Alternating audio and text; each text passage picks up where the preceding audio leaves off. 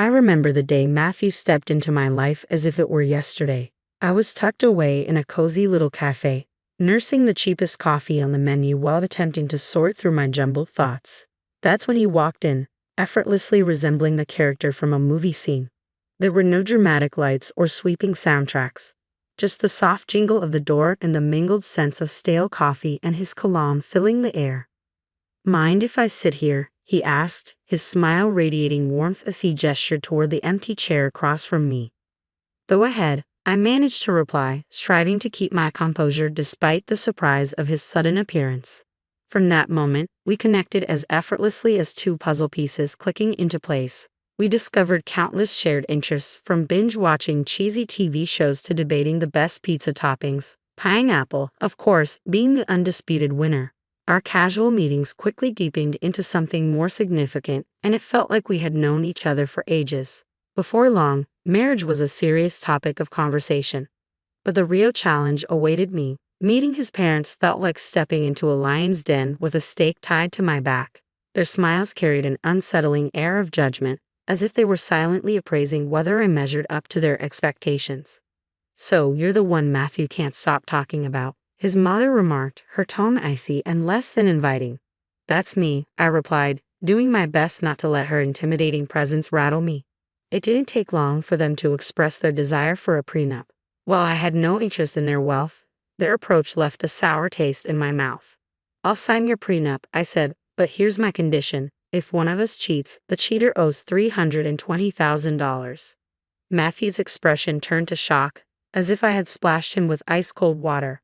"Babe, I'd never cheat on you," he insisted, looking genuinely earnest. "Yeah, well, my ex said the same thing before I caught him red-handed," I shot back. It was all or nothing. Matthew eventually conceded, though his parents were far from pleased. We thought that settled things, but more surprises were in store. One evening, curled up on our creaky old couch, a piece we often discussed replacing but couldn't bear to part with because of the memories, it was easy to get lost in planning our dream trip to Italy. The gentle hum of the TV faded into the background as we animatedly discussed our plans for Catania. "Imagine it, Matthew. The food, the wine, the art. We have to go," I exclaimed, my eyes sparkling with excitement. Matthew chuckled and pulled me closer. "Janice, you had me at food, but let's be real, our bank account is more suited for backyard camping than jet-setting to Catania." I playfully nudged him. "Then we'll save up. We can cut back on things we don't need, like your video games." "Not the video games," he feigned horror. "Take my shirts, my shoes, even my precious coffee maker, but please spare the games." We both laughed. That playful banter was typical of us, dreaming big while embracing the simplicity of our lives, finding joy not just in grand adventures but also in the little things. On Saturday mornings, Matthew would attempt to cook breakfast. He wasn't exactly a culinary wizard, but he had perfected scrambled eggs and toast, which he served with pride alongside his less than stellar coffee. "I'm feeling scrambled eggs today. What do you think?" Matthew asked as he headed to the kitchen. "Only if you promise not to burn the toast this time," I teased, taking over the coffee duties.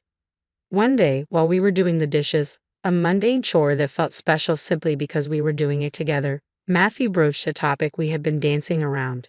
"Janice, we need to talk about, starting a family," he said, breaking the comfortable silence. I paused, a plate in hand. "I know, it's just scary, isn't it? What if it doesn't work out for us?" Matthew dried his hands on a towel and turned to face me. "Then we'll face it together. But we won't know until we try, right? How hard can it be?" He chuckled, affection lacing his voice. "Famous last words, huh?" I replied, knowing that was us, facing whatever life threw our way together. But then his mother began dropping not-so-subtle hints about grandchildren. "Janice, dear, when are you going to give me some grandbabies? You're not getting any younger, she'd say, her voice sweet but her intentions crystal clear. I'd bite my tongue, flash a smile, and chirp, "We're on it, right, Matthew?" He'd chime in, "Mom, chill out. These things don't happen overnight." As time passed, the pressure mounted, not just from his mom but from within ourselves. We both longed for a family, but things weren't unfolding as we'd hoped. Our home often felt tense, especially with Kayla, Matthew's sister, adding to the strain. She had taken up the new hobby of making my life difficult, her sharp words cutting through the peace we tried to maintain.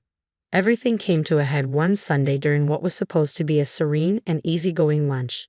Just as we were about to start eating, Kayla barged in uninvited, and the atmosphere tensed immediately.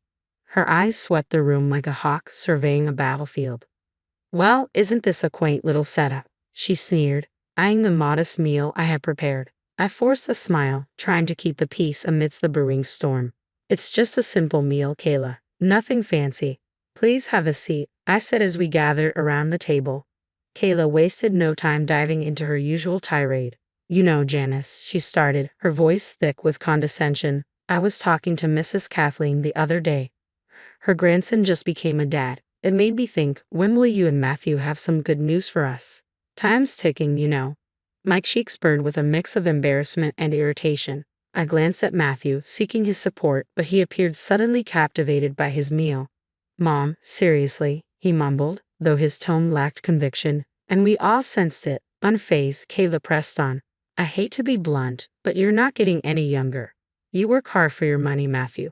Why waste it on Janice if she can't fulfill her basic duties as a wife? Hiring help for cleaning and cooking would be much more efficient, don't you think?"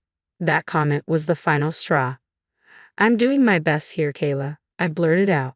"It's not like I don't want children. And as for the house and cooking, I didn't realize marriage came with a job description." Kayla scoffed. "Marriage isn't a free ride, Janice. You have responsibilities, and frankly, you're not meeting them." Tension thickened the air, and tears welled in my eyes, but the deepest wound came from Matthew's silence. When he finally spoke, it wasn't to defend me. "Mom's right. Maybe we should consider getting some help around here. It would take some pressure off you too," he suggested. His words felt like a betrayal, and I suddenly felt starkly alone. As Kayla's visits became more frequent, so did her criticisms. She scrutinized every corner of her home, pointing out flaws. "You call this clean?" she sneered. "Looks like a pig-sty to me." Then came the jabs about my appearance. "Is that what you're wearing? A wife should dress to please her husband. No wonder Matthew seems exhausted. He comes home to this." I tried to stand my ground. "Kayla, I dress for myself, not for Matthew. He's tired because he works hard, not because of my outfit." But it was futile. Kayla had made up her mind about me, and nothing I said could sway her. Matthew's lack of support cut deep. Every night after his mother left, we would argue. "Why won't you defend me? She's bulldozing over us, and you just stand by." "Janice, she has her ways." "What do you expect me to do? Kick my mom out?" "No, but I expect you to be my partner, to stand with me, not against me." It became clear that this situation was more than just Kayla's disapproval. It was a test of our marriage, a trial of whether we could withstand the relentless barrage of her criticisms. As the weeks passed, it dawned on me that this was not a temporary phase. It was a full-blown assault. If we didn't take action soon, there might be nothing left to salvage. The atmosphere between Matthew and me turned icy, exacerbated by Kayla's intensified critiques. Life at home became unusually tense, and I couldn't shake the feeling that Matthew was keeping something from me. It wasn't just the usual stress from work. There was an unsettling change in his behavior that hinted at deeper secrets. It started subtly with his phone habits. Matthew, who had always been an open book, began stepping out of the room for calls, particularly those from someone named Austin, allegedly a new colleague who had a lot of questions. One quiet evening, trying to keep the conversation light, I asked, "Who's this Austin at work?" Matthew's reaction was instant and telling. His body stiffened, and he looked away, a clear signal of his discomfort. "Just a new guy at the office. Really inquisitive," he answered too quickly, avoiding my gaze. But there were more troubling signs. Matthew, who had previously been indifferent to fashion trends, started transforming his wardrobe. Out went the graphic tees and faded jeans, replaced by neatly pressed shirts, sleek trousers, and even a new cologne that lingered around him each morning. "What's with the new look? Planning to model for a department store catalog?" I joked, trying to mask my growing concern. One morning, as Matthew styled his hair in a new way, I joked, "Planning to model for a catalog." He gave a nonchalant smirk. "Why not spruce things up a bit? No harm, right?" But the late nights began to pile up. "Sorry, love. This project is killing me. I'll be home late," his text would read, night after night. Often, it wasn't until the early hours of the morning that I'd hear the key turn in the door. Something felt off, a gnawing sense of unease that wouldn't fade. Driven by a mix of fear and a desperate need for the truth, I hired a private investigator. A decision that felt like it belonged in a melodramatic detective series. The results were just as dramatic. Inside a plain envelope were photographs and a voice recording. The images showed Matthew with another woman, their closeness unmistakable, while the intimate conversations on the recording shattered any illusions I'd held. Here was a man in love, but not with me. As I sat alone, absorbing the cold truth laid bare on my kitchen table, I realized these pieces of evidence could be crucial if our marriage crumbled into a divorce. The photographs transformed memories of our shared life into jagged fragments of betrayal, and the voice recording taunted me, echoing every tender word he'd ever spoken to me. Yet I kept this devastating discovery to myself, bearing the weight of heartbreak alone. I wasn't ready to confront him. Not yet. I needed time to plan and figure out how to approach the likely end of our marriage with some semblance of grace. In the days that followed, Matthew and I continued our charade. He wore the mask of the affectionate husband while I played the role of the content wife, our conversations peppered with artificial laughter and hollow words. "Everything all right?" he would ask, concern lacing his voice. "Just tired, you know. Work's been crazy," I would reply, the lie tasting sour in my mouth. Then one day, as I passed by Matthew's slightly open office door, the truth spilled out.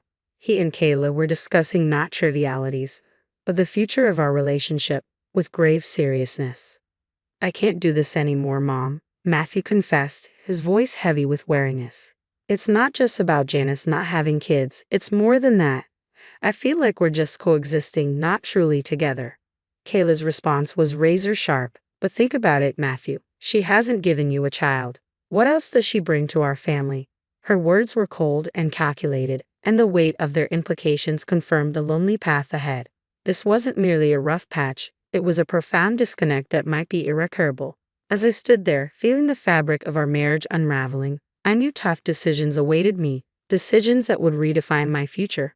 "We can't miss out on a generous gift from her, can we?" Kayla's cynical tone pierced me deeply. They had a plan: keep me around just long enough to enjoy the lavish gifts from her upcoming birthday celebration before cutting ties without a second thought.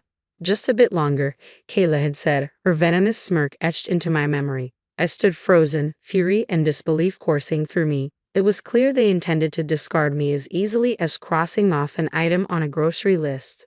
The sting of betrayal ignited a fiery determination within me. They saw me as nothing more than a pawn in their twisted game, but I was resolute in proving I was no one's fool.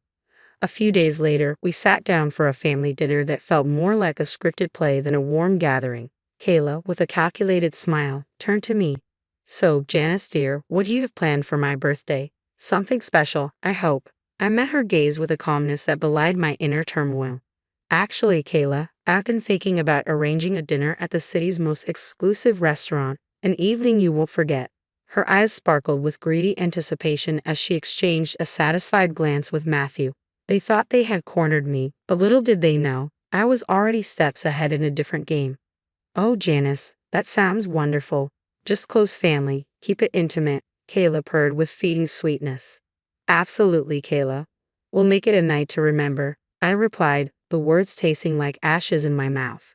The weeks leading up to Kayla's 60th birthday felt like a march toward a day of reckoning, each of her smirks and Matthew's dismissive nods fueling my resolve. My plan was simple yet bold: host the lavish dinner as a supposed gesture of goodwill, then spring a monumental surprise. As the plans unfolded, the devil lay in the details. The night before the party, our home was charged with silent tension. Matthew lounged on the couch, absorbed in his phone. "Everything ready for tomorrow?" he asked, not bothering to look up. "You could say that," I replied, my voice steady despite the storm brewing within me. The day arrived, and as guests filled the opulent dining room we had reserved, the air was thick with anticipation. My heart raced, not with nerves but with the thrill of the imminent revelation. Kayla, basking in the spotlight, reveled in the grandeur. "Oh, Janice, you've truly outdone yourself. This place is divine," she announced, her voice carrying across the room. As the evening progressed, laughter and stories filled the air, masking the undercurrents of tension swirling around us. Just as dessert plates were cleared, the moment I had been waiting for arrived. The waiter approached discreetly, whispering the staggering cost of the dinner, $10,000. I handed over my credit card, unnoticed by most, when suddenly, as if on cue, Matthew dropped his bombshell. Janice, it's time for the truth. I'm done with this. With us. I want a divorce, he declared, his words cutting through the festive noise and suffocating the atmosphere. Before I could fully process his statement, Kayla interjected sharply. Well, now that it's out in the open, it's best you leave, Janice. Tonight is about family, and you're no longer part of ours. The room fell into stunned silence, every gaze fixed on me.